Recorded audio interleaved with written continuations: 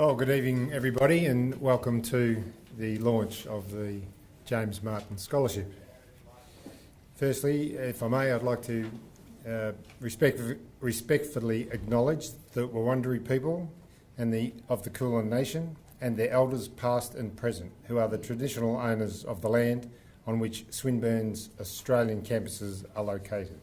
I also acknowledge the traditional owners of lands across Australia, their elders, ancestors, cultures and heritage. I'd like to welcome Professor Duncan Bentley, the Deputy Vice-Chancellor. I'd also like to welcome Glenn Bates, the Pro-Vice-Chancellor, to the RSL, who are represented here tonight, Rotary, the Friends of Gallipoli, and the very special guests we have, the descendants of James Martin, who are in the audience to join us tonight. I would like, if I may, to invite Professor Duncan Bentley to the podium. Professor Duncan Bentley was appointed Deputy Vice-Chancellor Academic in November 2016. In this role, he has the responsibility for the planning, quality and delivery of the university's undergraduate and postgraduate teaching programs. Previously, in 2016, Professor Bentley held the position of Pro-Vice-Chancellor International. In that role, he had oversight of the international portfolio and the global engagement strategy of the university. This included establishing deep engagement with the international partners, growing a vibrant and diverse international student body both in Melbourne and around the globe, and harnessing the substantial capability of Swinburne staff to enhance the university's global economic and social impact. Professor Bentley has held senior executive positions in public, private and dual sector universities across Australia for nearly 20 years. He is one of the leading international scholars in taxpayers' rights, a fellow of the Academy of Law and an honorary fellow of the South African Institute of Tax Practitioners. Professor Bentley plays an active role in professional and community bodies and has served as director of several not-for-profit and start-up companies. Ladies and gentlemen, will you please make welcome Professor Duncan Bentley.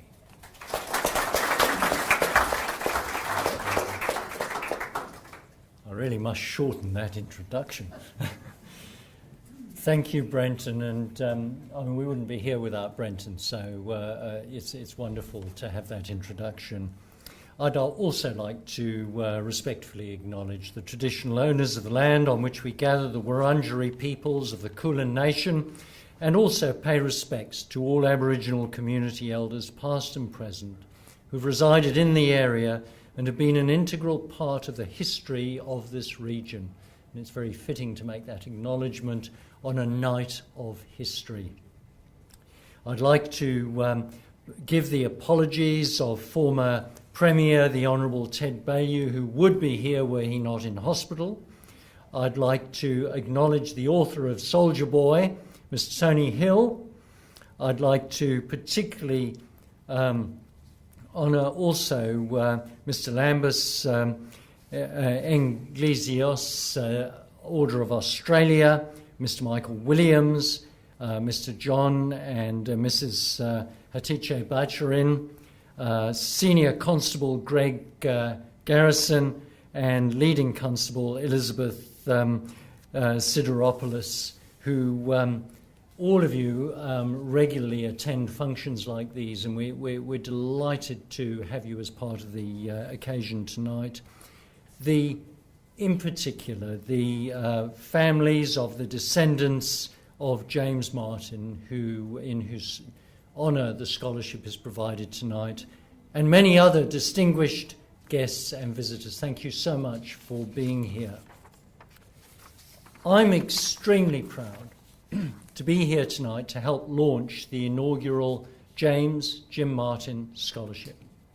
Swinburne is delighted to partner with the City of Boroondara to offer this scholarship that will honour the short life and commemorate the incredible sacrifice of one of our very own community members, James Martin of Hawthorn.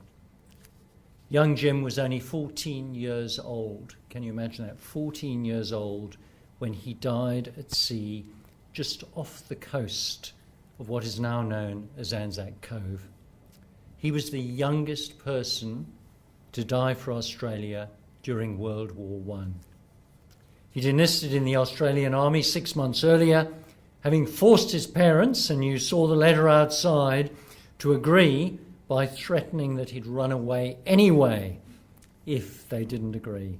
And in fact, he told his mum that if she didn't consent to him becoming a soldier, he'd never write to her, enough to convince any mother to support their child.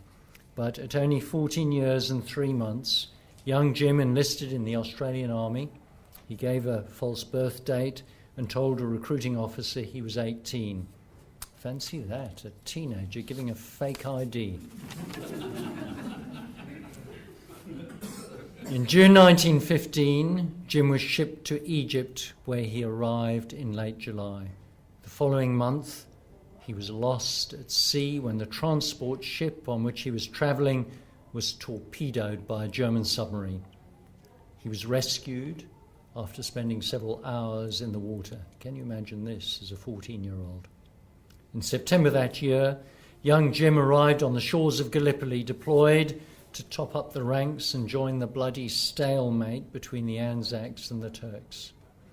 Young Jim served in the infamous trenches of Gallipoli, and at one point he wrote to his family to tell them that the Turks were 70 yards away from him, but then went on to assure them that they shouldn't worry because he was doing splendid.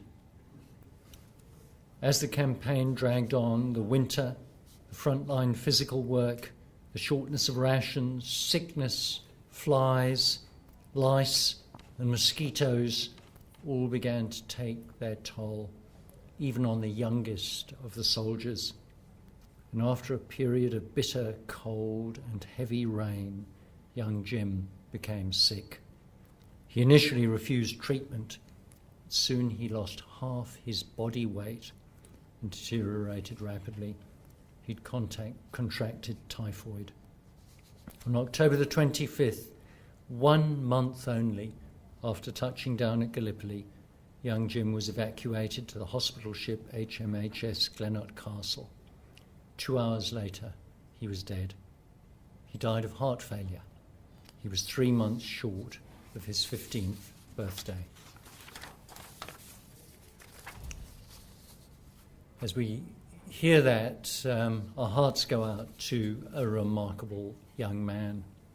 And as time goes on, we find there is less and less direct connection and knowledge of the families and communities that served with the Great War.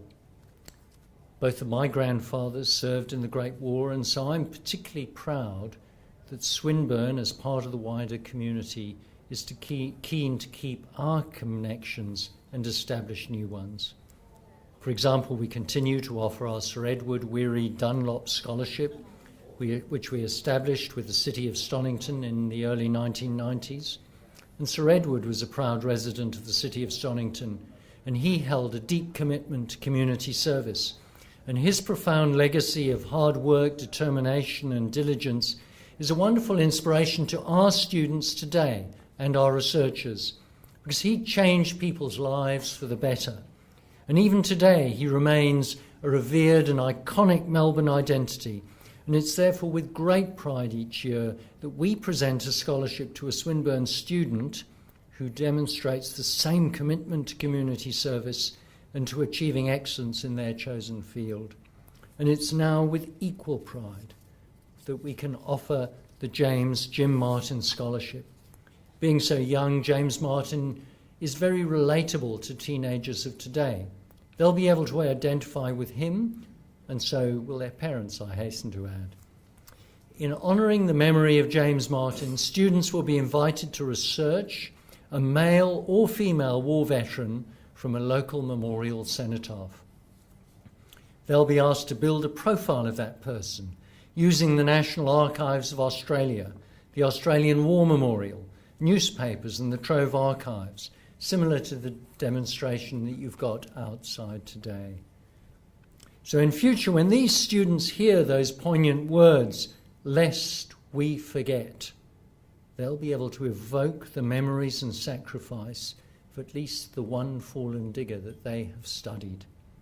So thank you for coming tonight to hear the story of young Jim and the sacrifices he made, and how we at Swinburne will be helping our current young Australians keep his and his mates' memories alive.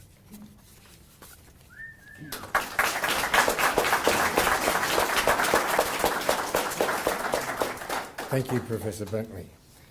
Next, if I may, call to the microphone Pro-Vice-Chancellor Glenn Bates. Professor Glenn Bates is seconded to the role of Pro-Vice-Chancellor Student Engagement. He provides senior strategic leadership and coordination of student academic support and development, engaged learning and student engagement initiatives. Professor Bates builds on existing programs and develop new initiatives that contribute to supporting, developing and enhancing the academic life and success of our students. Professor Bates has been with Swinburne since 1989 and has held a number of leadership positions. He has chaired the university's task forces on the development of health offerings and review of offerings in the natural and physical sciences programs. He now chairs the Health Sciences Board and the university's Academic Policy Review Committee. Ladies and gentlemen, Pro-Vice-Chancellor Glenn Bates.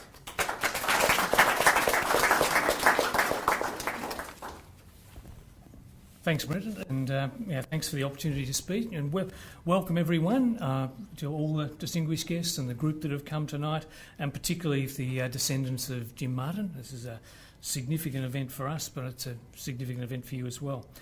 Like each of the speakers, I always, as we do at Swinburne, begin with acknowledging the Wurundjeri people of the Kulin Nation as the traditional owners of the land on which we're meeting today, and to pay my respect to elders past, present and future. I wanted to say something in this meeting because I'm really delighted to support this launch, and also to back, I guess, Brenton on what I think is an amazing project that he's undertaken, and the energy he's put into this program has been quite remarkable. So really want to acknowledge that this wouldn't have happened without Brenton. And I think from the first time you meet Brenton, and if you talk to him at any time, you're immediately gripped by the passion that the man has and his inspiration to get this project moving. So I think what we're looking at is the beginning of what I think will be quite a significant cultural and educational outcome for young people. And what we're doing is bringing to life the stories of men and women who went to World War I. And actually, in my first conversation with Brenton, that was my feeling about this initiative. It connected to me as a personal connection. Duncan's mentioned about his family who went to the war. I certainly had two grandfathers and two great uncles who went to World War I. Two of them were killed near Villers-Bretonneux in 1918, just coming up to 100 years ago. And I visited their gravesite last year, and it's a powerful sort of experience to actually visit them. But what it was more important to me was it really drew back the importance of the memories of those men, which were rich for me, and the sacrifices they made. They were rich because the stories had been passed on to me by my grandmother. And growing up, throughout my generation, I heard each of these stories very similar to what we heard with Jim's. And as a young person, I could identify with what they must have gone through. And I think that's a really important part of my background, but I think it's an important part of Australian history. That generation is now past, and those stories that my grandmother told me are not coming from someone who had the lived experience of it. They're coming now in different forms, and I think it's really incumbent on us to ensure the stories are not lost and that we recognise the impact that they had back then, but also will continue to have on Australian culture as we go forward. And that's the aim of this scholarship, and I think it's the aim of our involvement with Brenton from a university point of view, is to try to maximise the benefits to young people who engage with this My School Remembers program, and Brenton will talk a bit more about that program later on.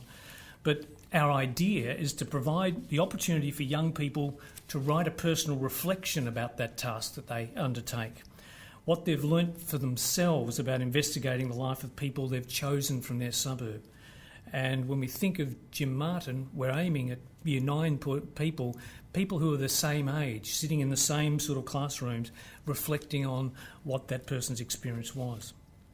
So that we hope that this scholarship will inspire young people to learn more about their historical heritage and perhaps lead them towards careers related to their project. So I'm pleased to be part of the scholarship launch, and we'll be looking to develop other ways where we can officially recognise the efforts of young people in engaging this program, and hopefully we'll foster this as we go along. So I now look forward to hearing from the other speakers. Thank you.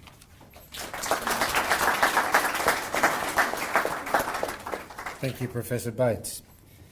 Well, now it's time to hear from somebody else, but as much as I would like to talk about Jim Martin and Tony's book, which we will hear from shortly, we have managed to have the person himself come back from the other side, and I would like you all to welcome James Martin.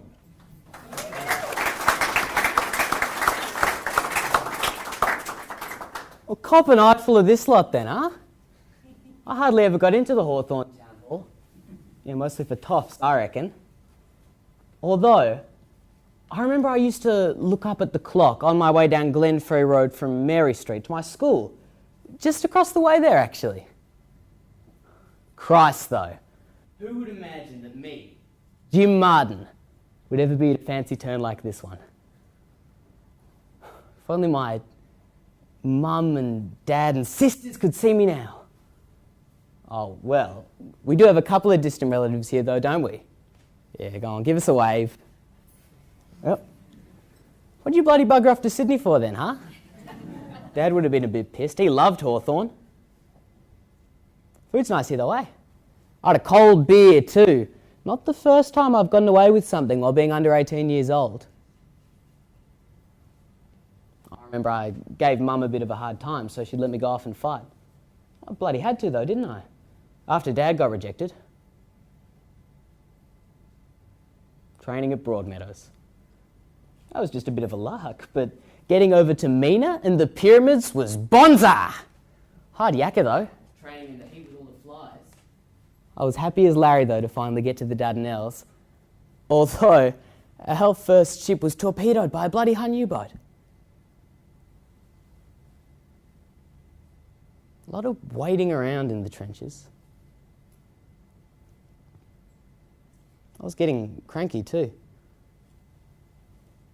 No letters from home. We did all right though. Oh, that was until, of course, I got a bit sick. Jesus! Are we in the right place? Looks too fancy for a place to meet Jimmy. Bit of shush, mate. Not in the bush at Albury now, mate. Or at a game of footy with your Collingwood mates. Oh, half a mo, mate. I've lived in the big smoke for a big part of my life. My auntie lives just behind the Auburn Hotel. And anyway, look who's talking. The snob from Kew who went bush to Dunolly. Bloody Hawthorn supporter. I'll tell you what, mate, they don't play real footy in the VFA. But mark my words, one day Hawthorn will join the VFL. But one day. Yeah, mate. We've heard it all before. Next thing we telling me Port Melbourne are all Sheilas. Moving bush for my Hilda was worth it. Always wanted to be a farmer. Settle down with Hilda. Have a few kids. If only I could get back.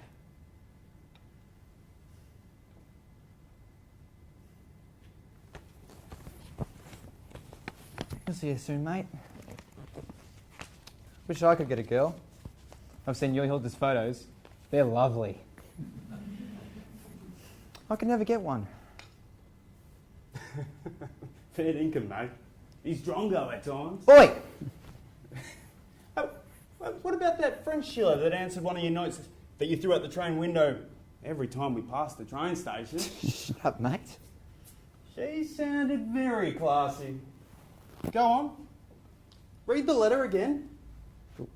Right now? Okay. Here it is.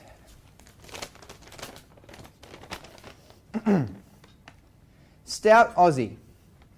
Be indulgent for the poor little letter of a French girl to whom you had thrown your address out of the carriage as you were passing along a little path near Bogue Station. I picked up your address and sent you this scrawl in order to show you how French people likes the Australian Army and is full of admiration for it. It is lofty from you to come from so long a country in order to hard fight to try and save our France from destruction. Bogue stands between Marseille and Paris. It is a little but smart town. It is reputed for its Bourgogne wine. Please don't laugh at me and excuse me if I do not be very clever with your language. I think that a French girl's letter of 18 years old is a good luck for a soldier. If you want to take care to write me, I should be very glad, and then I also should write to you. Please, if you have a photography of you, I should be very happy to own it. With my kindest regards to you, I am your French girlfriend, Germaine de Guise. Germaine de Guise. Yeah, maybe. Follow up on that letter when I get leave. Who knows? Maybe she's beautiful. You better hope she's blind too, mate. She'll run a mile once she sees you're ugly, mate. Oh, just you wait and see, Cobby. You might be surprised. Ah, look who it is. Professor Bentley. Thank you, mate. Bonds a turnout. I remember hearing of a man named George Swinburne who helped everybody out here in the community by building the technical college just before the war started. Great to see the place is still in good hands. Good on you, mate. And look, it's Batesy over here. Hey, that's Professor Bates to you, sunshine. Got a message from your uncles at Villas Breton. They want you to know they are at peace, mate. All right, come on, settle it down, boys. Here, I'll introduce you. Ladies and gents, this is my mate Brummy, Norman Brum, 18 years old, from Albury. Oh, he used to live up with his auntie in 19 Kelvin Grove. They call it Station Street now. Oh, yeah, they do. I'll have you know, ladies and gents, this bloke right here, ripper swimmer. We used to meet down the Hawthorn pool. Yeah, you're too right, mate. His old mate there, Bert Pollard. Oh, an old man at 24 years old. Originally from 100 Walpole Street in Kew. Ugh. He went bush, wanting to be a farmer, and met his sweetheart, Hilda. After training at Broadmeadows, he came back and married her. Then he headed off for France. I knew we had a raw deal at Gallipoli. Oh, but those blokes at Fromell, they had a firestorm. Poor bastards, every one of them. These boys got lost. Ended up in a pit with 248 other diggers. They're finally back home. After 100 years. Well, thanks to two things. Something they called DNA. And that bloke right there. Can't be. Is that you, Lambus? Steady. Lambus and Glazos. Yep. Cheers, That's him. boys. Pleased to meet you. What's that? You know, you're going to drag me up? Yeah. Cheers, old man. You've earned it. No. Big take a seat now. No pressure. So, where's Dina? Dean Meyer? Who? Who? Yeah, exactly. Who are you talking about? You know, Dina. Lambus found us, and then Dina sorted out who was who. Can you believe this guy? Not Dina, you dill. It's called DNA. Right. Clever blokes work it out with fancy machines, right? I need the help of Suzanne here to give me a nudge. I'm very slow at the Right. I don't think anyone got it. This guy's on another planet. Anyway. Yeah, still don't get it. You bloody idiot. It's been a long, long time for us in that bloody pit. 100 years. Thanks to you, mate. We've never been forgotten. You tell us all the story and you're telling it. I heard you when you came to the pit. You told us not to worry. Then get us out. We don't fancy saluting any bloody officers. But we salute you.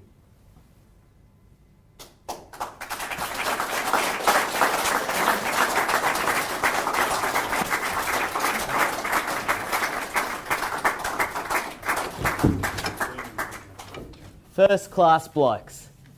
Fellas like that have got blood worth bottling. Always looking out for you. Yeah, making sure you're all right.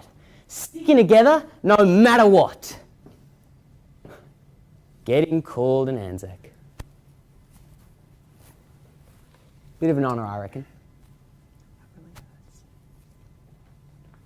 Wasn't too keen on my mates trying to dob me in though when I got sick. Of course, I knew that if I went to the hospital ship, they would find out that at 14 years old, I was underage. Send me home. I had to go and leave me mates in the end. Got too sick.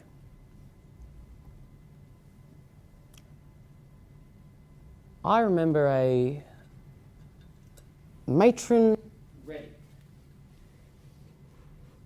A lovely lady. She really cared for us. I remember talking to her. Yeah. She told me everything was going to be all right.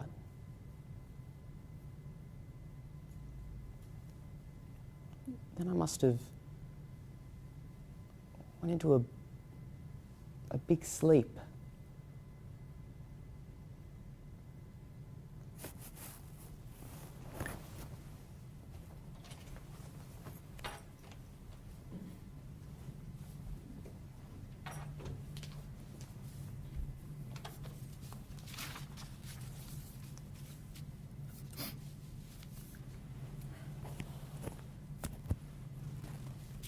Dear Mrs. Martin,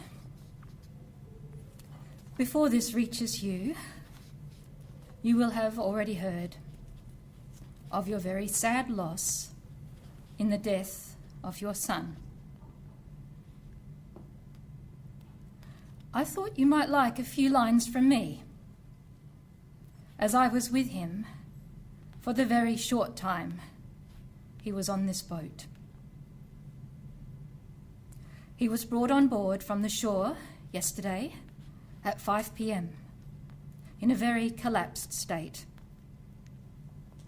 We got him to bed comfortably and did everything possible for him. And he said he was feeling much more comfortable and thanked me so nicely for what had been done for him. He then settled down to get asleep. But died quite suddenly and quietly of heart failure at 6:40 p.m. That was yesterday, 25th October. He will be buried at sea. I found the enclosed amongst his papers. The remainder of his little treasures that were in his pockets I have done up in a little parcel, which will be sent through the regimental office, with anything else of his there may have been that did not come with him. I know what a terrible grief it is to you to lose him. But you must, I am sure, feel very proud of him for so nobly coming forward to fight for his country.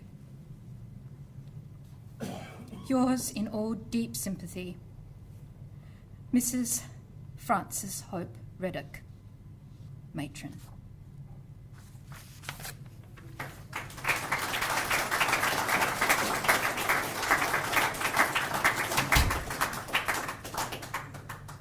Well, it's indeed my pleasure now to introduce I suppose you would say, the James Martin expert. We have, Anthony Hill is a multi-award-winning best-selling author. His most recent book for adults, The Story of Billy Young, was published in 2012. His novel Soldier Boy, about Australia's youngest known Anzac, was winner of the 2002 New South Wales Premier's Literary Award for books for young adults. His most recent children's book, Captain Cook's Apprentice, won the 2009 New South Wales Premier's Young People's History Prize. It follows Soldier Boy, Young Digger and Animal Heroes as further testimony to his remarkable ability to extensively research historical material and from wide-ranging sources piece together a moving and exciting story.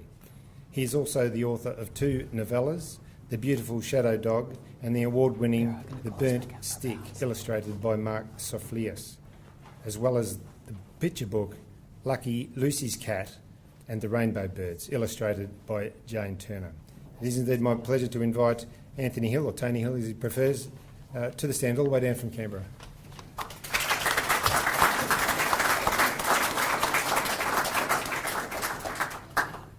Thanks, Burton. You got it right with the height. Well, members of the university, Brenton, members of Jim Martin's family, ladies and gentlemen, thanks indeed for having me here today. It's a great honour, and I find it's not often that an author has a scholarship named after one of their characters. And I know that I speak for members of Jim's family. We've spoken how proud they are of the fact that this scholarship has been named after Jim. I'd also like to acknowledge the actors who have done, through their theatrical talents, invested this story with the emotion that it really does deserve, I think. I will fill in a little of some of the biographical gaps that and references that will have come to you from the drama that was played out to us tonight. I first came across Jim Martin's story about 20 years ago. I used to work for Bill Hayden when he was Governor-General as a speechwriter. I'm a journalist by trade. My career path looks like a goat track. And in one of these meanderings, I was working for Bill as a speechwriter. And I went to Gallipoli with him in 1995 for the 80th anniversary of the Gallipoli landings. And the thing that struck me, as it does everybody, with a large number of young people there, thousands of them. And it wasn't just their presence, it was their silence. And whatever Gallipoli was saying to me, it was speaking to them as well. And I thought, by golly, I'd like to find a story that said something to you about Gallipoli and the campaign, but also about the nature of war. And what is it really like? Is it the great adventure that we think it is when we're young? Or is it something altogether more tragic? A couple of years later, Sir William Dean was Governor-General. I was still working for him.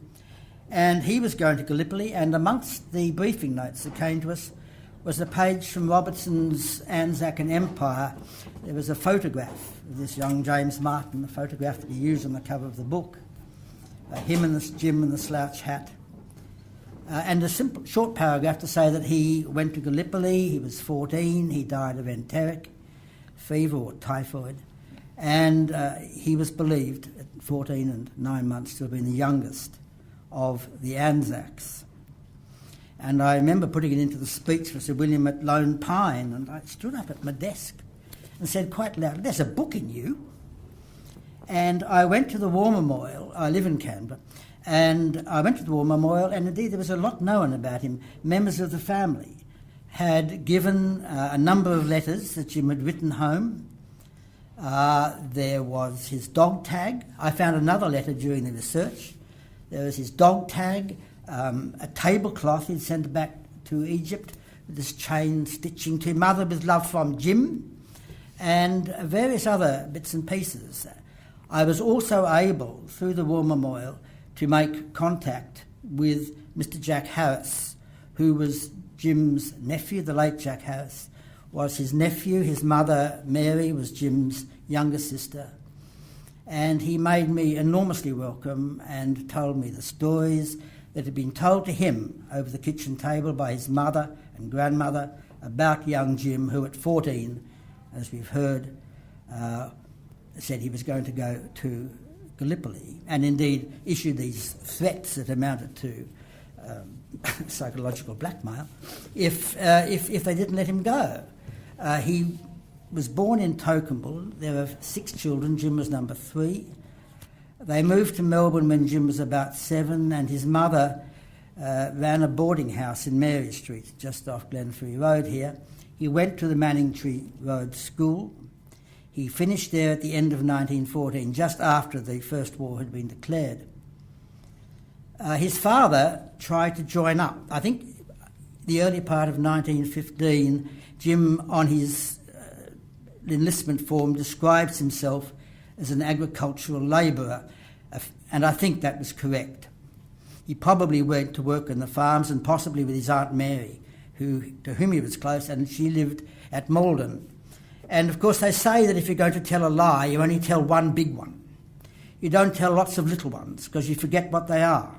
So I think the agricultural labour was correct, but his father tried to join up and he was knocked back, partly because of his age, he was in his early 40s, partly because of his height. He was about 5'2" or 3", which is my height. It's a very good height to be, but at the time of the Great War, when it broke out, it was too small to get into the army. You had to be at least 5'6". So father was knocked back. That's all right, Dad, I'll go instead. Great arguments up and down the house in Mary Street. You can't, you're just a boy, you're only 14, you've let you go. Yeah, the school, the army won't have you, we won't let you go. And the threat was issued, as we've heard. If you let me go, I'll write to you and I'll stay in touch. And if you don't, I'll go anyway under another name and you won't hear from me again. And it was moral blackmail. And ultimately his mother sat down and wrote the letter, hereby giving my consent to my son James Martin joining the expeditionary force, signed by his father Charlie II. He was a taxi driver here and around Camberwell station. And Jim's attested that this is his signatures. The point being, of course, that he could have done it. It wasn't an idle threat. At the time of the Great War to go into the army, you had to be 18, you still do, but you did not have to produce a birth certificate. All you had to produce was a letter from a parent or guardian giving their consent for you to go, and anybody can write a letter. They're easily forged. There was some thought, indeed, that the letter that's in Jim's service papers was itself a forgery. But I don't think so, because members of the family, when I was researching it, sent to Jack Harris, and he gave them to me, I copied them, pages from the family Bible, and in which the hand has written about what happened to each of the 6 children, and under James' entry is died on active service at Gallipoli, God rest his soul.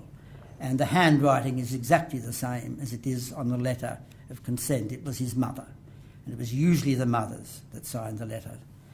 Jim had a mate, Seth Hogan, who he met when he was in training. Was in the same group as he was, the reinforcements to the 21st Battalion, and Seth Hogan himself was only 16. The number of underage soldiers at the First World War were far greater, I think, than we acknowledge. Seth Hogan turned 17 on the day Jim was buried. He went, as we've heard, to Egypt, joined the 21st Battalion, and they went to Gallipoli in early September. Their ship, the Southland, was torpedoed, but they made it to Lemnos, and they were transshipped to Gallipoli, where, in the early part of September, their real enemy was not the Turks. The last big attempt to break out of the enclave at Anzac was in August, the great battles of August. There were 3 ridges where they landed at Gallipoli. On the first day, a few of them got to the top of the 3rd ridge and could look down at the waters of the Dardanelles. But the Turkish army under Ataturk rallied and pushed them back to the second ridge, and there they stayed throughout. It just developed into the trench warfare, the stalemate of trench warfare that was such the signature of the Great War, as indeed it became in Europe as well. And the last big attempt to break out was in August. It failed to advance very much further. A few small victories at Lone Pine. They extended the line, but really didn't advance much further. When Jim arrived, they were settling down, as we've heard, to get ready for the winter campaign. It was the end of summer, autumn had started. And their real enemy at that stage were flies, disease. Jimmy Martin was killed by flies. Within a fortnight of the 21st Battalion arriving at Gallipoli, 10% of them had gone down sick. By the end of it, half of them had been sick. And Jim, within a month or so, began to develop the symptoms of enteric, of typhoid. Fever, vomiting, dreadful diarrhoea and dysentery, but he wouldn't seek medical help. He stayed in the trenches. Hogan, his mate Hogan, also wrote to Mrs. Martin and said that Jim stayed with us in the trenches to the last, until he eventually collapsed and was carried to the beach and out to the hospital ship where he died. And that very moving description of Machen Reddick tells it to us. He died and was buried at sea the next day, 14 and 10 months, 14 and 9 months, as far as we know, the understands that. But you can't be sure because of the amount of lying going on both ways. I mean, young people saying they were older and the old men saying they were younger. Michael McKernan published his book, Short History of Gallipoli, a couple of years ago. And on the cover, he's got a famous photograph of a father and son. And father's snowy-haired, he's like me. And the son is a man in his late 20s or 30s. It was quite extraordinary. But Jim's death was not all that uncommon. Far more men died of disease on Gallipoli than on active service in action. It was a tragedy, and it was a shocking thing that happened. Bad food, terrible hygiene, the latrines were just open pits. They didn't get fly-proof lavatories until the end, until the winter when the flies had gone. Food was poor. Every fly in the world had gone to Gallipoli. If you read Ian Idris's book, of all the bastard of places in the world, this is the greatest bastard. You opened your mouth to eat, and flies would fill your mouth, and you knew where they'd been. Not surprising that so many got sick. Jim's story is a sad one, but not an uncommon one at all at Gallipoli. What elevates it to the level of great human tragedy is this. If you write to me, if you let me go, I'll write to you, and I'll stay in touch. And he did. He kept his word. He wrote his letters, 5 of them at the War Memorial. I found another from a relative. But not one of the letters that his family wrote to him ever reached him. And you can read his last 2 letters that we have from Gallipoli, one 3 weeks before he died. Write soon. Every letter is welcome here. And a week later, on the 10th of October, a fortnight before he died, scrawled across the top, write soon. I've heard nothing since I left Victoria. And he says it's very unfair. Lots of other men are getting other letters, but I'm not even getting one. It's a dreadful tragedy. You could be the soldier boy from any country, in any war, at any time. And I don't know why none of the letters he wrote, or none of the letters the family wrote, reached him. Maybe the hospital ship, or maybe the mail ships were being sunk, but as I said, other men were getting letters. I'm not even getting one. Maybe the family had the wrong address, I thought. And certainly on his last letter that we have, Jim's very carefully written. Number 1556, his regimental number. A Company, 21st Battalion, 6th Brigade, Gallipoli. No mistaking that. I did wonder, in fact, whether the family may have been so upset at this threat to run away that they didn't write to him at all as a kind of punishment. But I don't think so. I asked Jack Harris this. I said, Jim did write, the family did write to Jim, didn't they? And he said, yes.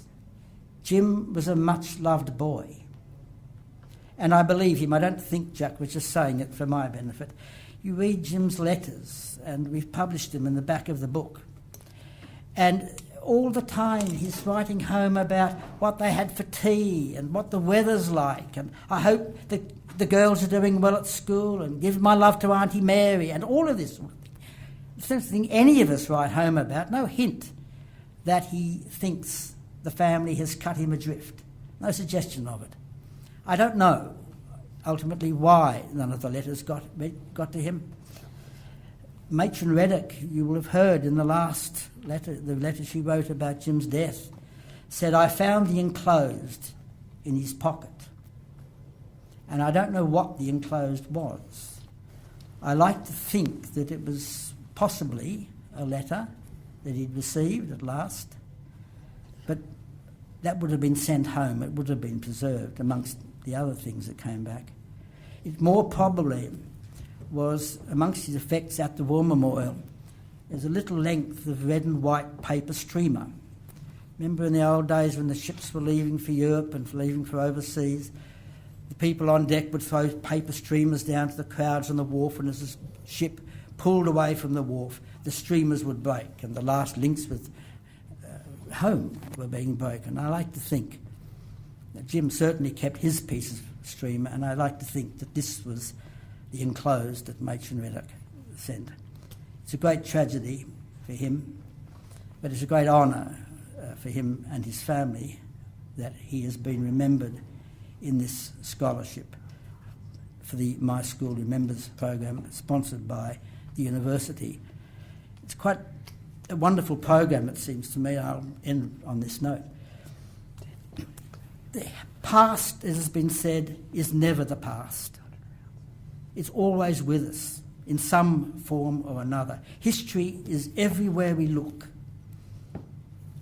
Only tonight I learned that Mr. Pollard, the soldier, lived in Walpole Street, Kew, where my parents spent the later part of their lives.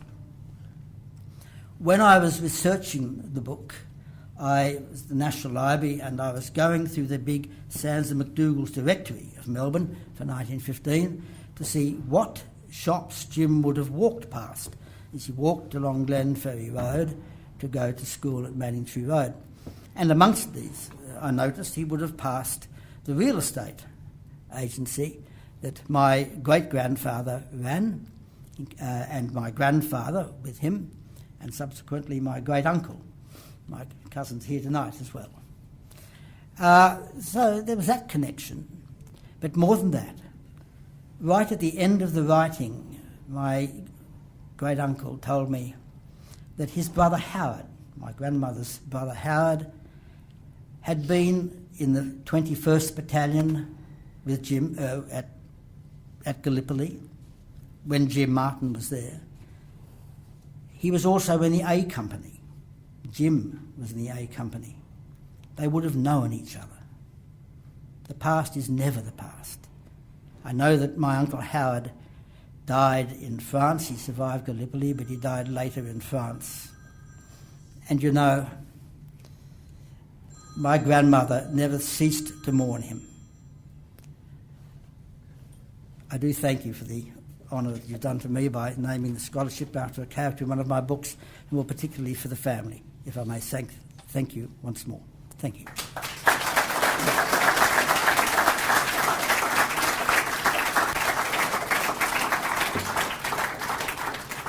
Thank you very much indeed, Tony. We appreciate you coming all the way down from Canberra. Thank you.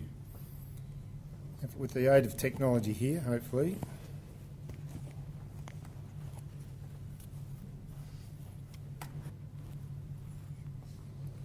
How are we going to work?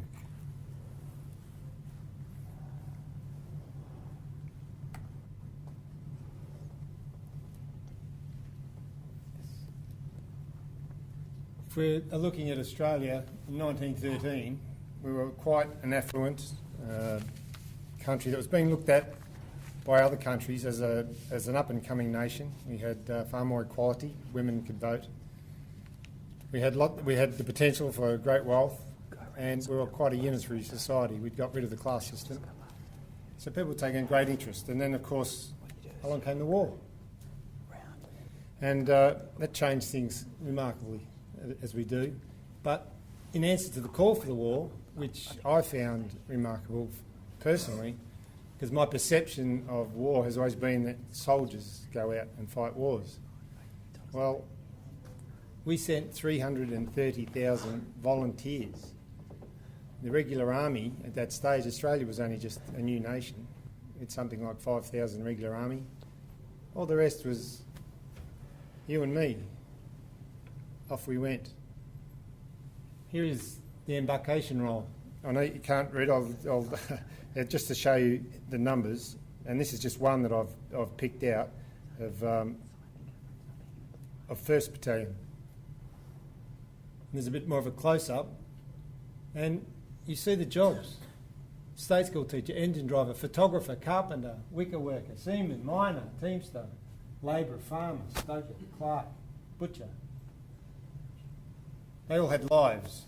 They all had, obviously, mortgages, children, everything else, but they left to go to answer the call for varying reasons. The young blokes probably offer a bit of an adventure. Older ones probably felt a real sense of duty.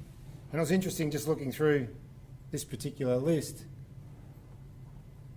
that we come up to, I just happened to find this fellow here, Claude Edward Brooke, from 90 Edgevale Road in Kew. Now this is Sydney, the 1st Battalion out of Sydney, and he signed up on the 14th of August, and war was declared the 3rd of August. So you could see on the far right, his father was the policeman at Kew. So these are just ordinary fellows who have gone off to fight and have come back demonstrating from the war after getting absolutely belted with, well, 8 months spent on Gallipoli for 8,000 casualties. On the 19th and 20th of July 1916, over 5,500 were lost in one night, casualties. We learnt from that, and in the next few years developed a very formidable fighting force that Sir Hubert, Major General Hubert Esame, who was a junior officer in the First World War, a senior officer in the Second, and whose opinion is of value, said after fighting alongside them, said they were the best infantrymen of the war, and perhaps of all time. The cordial makers, the painters, the plumbers, the accountants.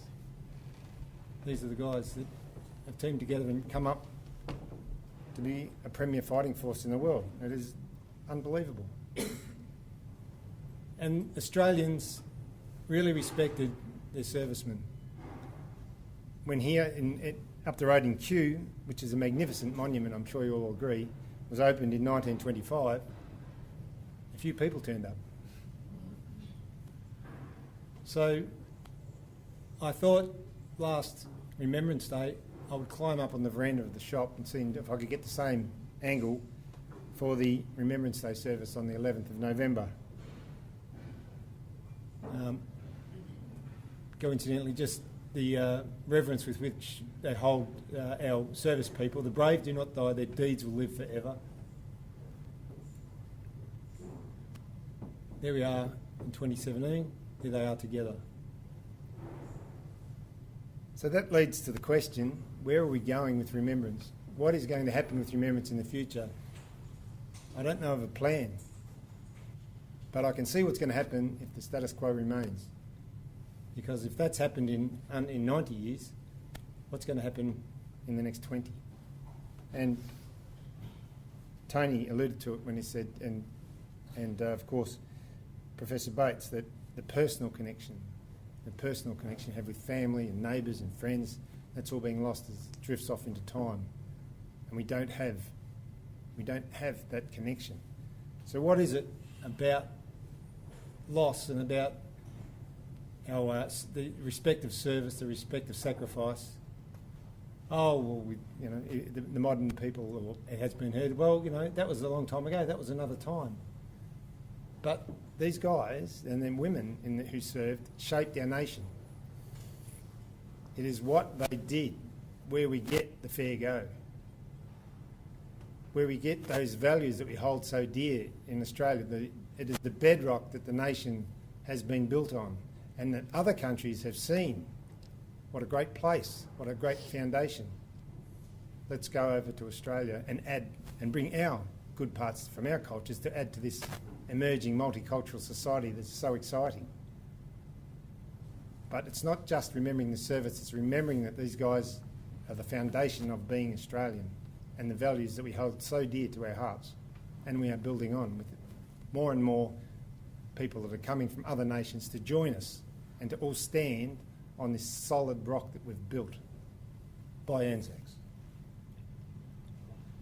And here is an article that I came across recently in the paper. We're talking about young Ben Simmons, who's a basketballer, and he was spoken of by a recruiter for Dallas Mavericks. And in the article, which is down the bottom part here, watching him in college, he had a special skill that you couldn't teach. And it was unselfishness to pass the ball, Ronzoni said. Almost to a fault.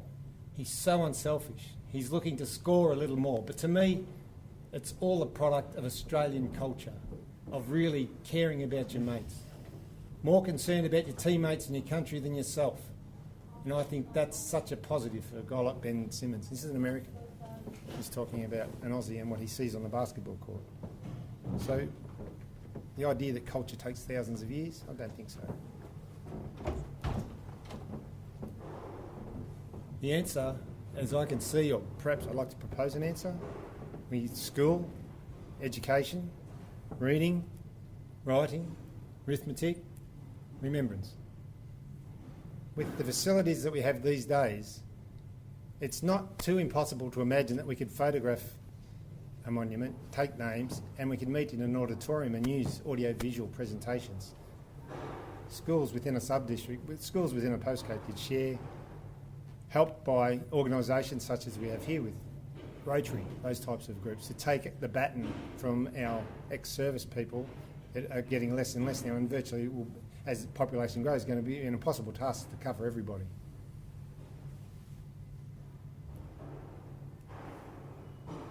So the James Martin Scholarship is about Year 9 students who can identify with James, and he's the person that, being 14 years of age, is remarkable for other 14-year-olds to hear about it, and they do actually connect.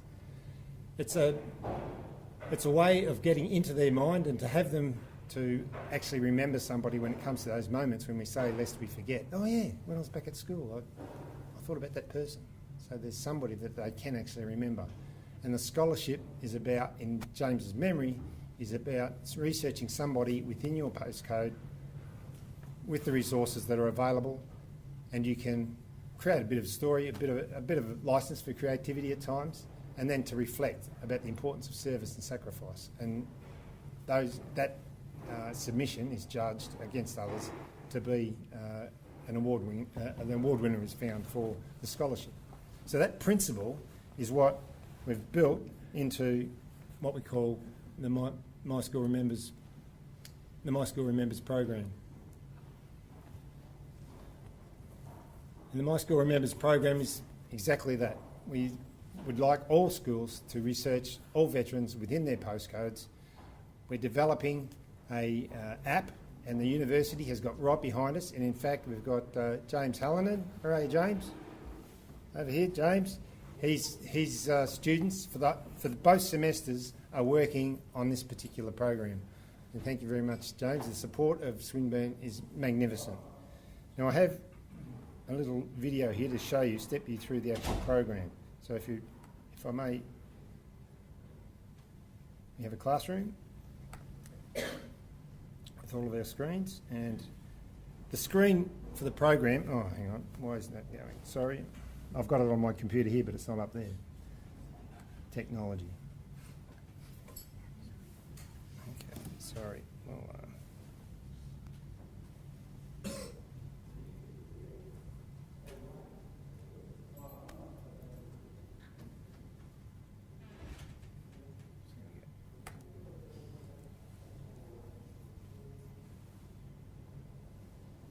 here we go.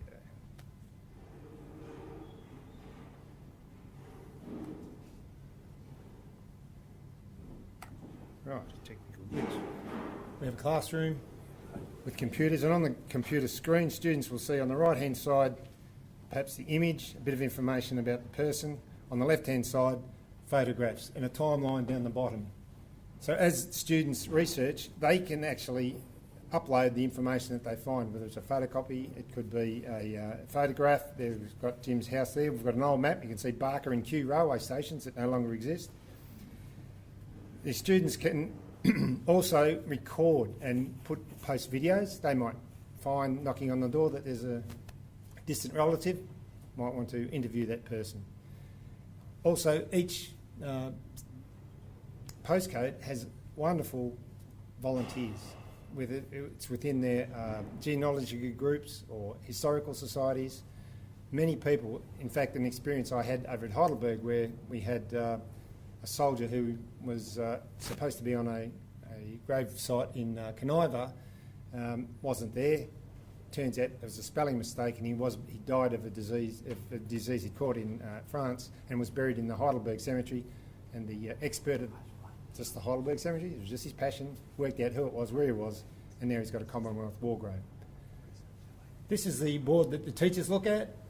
It's all set out with lesson plans, tests, multiple choice, all of that. We've made it so it is so easy for the teacher just to go, yep, when I teach the students in Year 9 history, I'm not going to teach about Egypt, I'm not going to teach about the American Civil War, I'm going to teach about the Anzacs. Because it's all done, it's quite easy. And this, when we're not on our PCs and we're out and we're at a site, perhaps leading a remembrance service in the future, kids can bring out their app and have the microphone, touch the buttons. Here we can get James Martin and can lead the service. Oh, this person on the monument here, this person can lead a service. This is what technology can do, and I'm sure that if the technology was around back in the day, that would be something like this, so we can remember.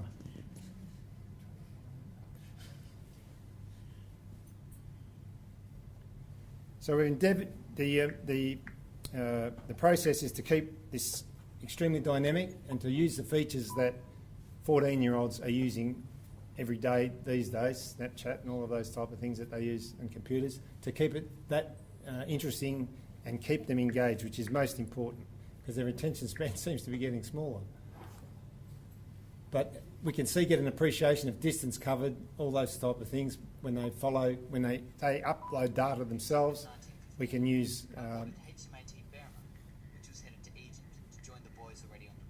and include videos, include audios to files.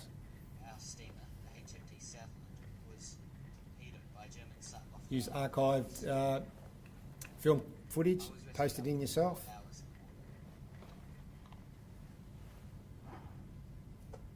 Hi, I'm Matt. I found it really interesting learning about James Martin. I didn't know he'd be so young.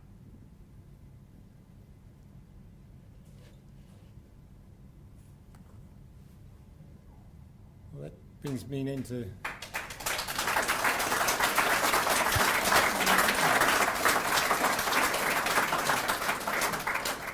thank you very much. There's a few people I'd like to acknowledge, and I'm not sure if I've still got some actors out here, but maybe. Yes, and here they are. I'd like to introduce you to that. Here is Alex Forrest.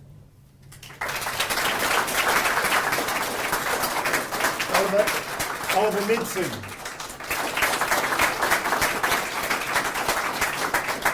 Helena Nikita.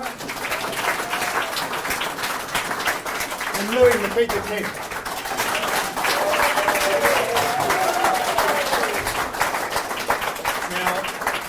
Our actors will be outside, downstairs. They'll be around the memorial book, which has been left open at the actual page of Jim Martin as you go down. Each of our actors are remaining in character. so you'll be able to talk to them about their lives back in the day. So I encourage you all to have a bit of a chat, to hang around and have a bit of a look down at that fabulous memorial that is downstairs. It has a little plaque on it that says, out of respect, we turn a page every day. It's probably not going that well at the moment, but we've turned a page today to James Martin, who is down there. So I ask you to have a look. So thank you very much, guys. Also,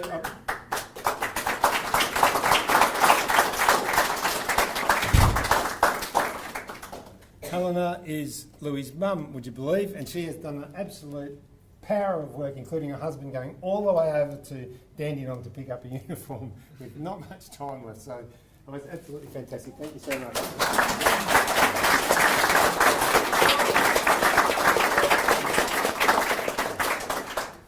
Of course, I would like to thank Professor Bentley, Professor Bates, Lambus, all of the Tony Hill, our author who's come here, all of our guests. Thank you so much for spending the time, taking the time to come down here. I look forward to any suggestions you might have, brenton@myschoolremembers.org.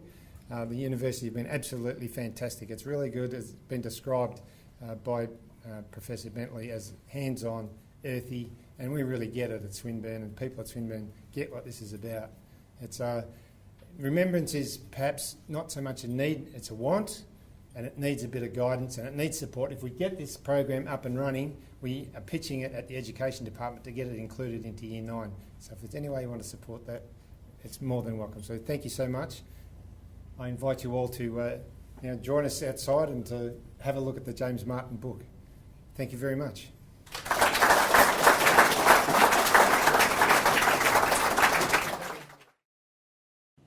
As Australians and future Australians, we get to see opportunities not only on the horizon, but far beyond the horizon, because we are standing on the shoulders of Anzac giants.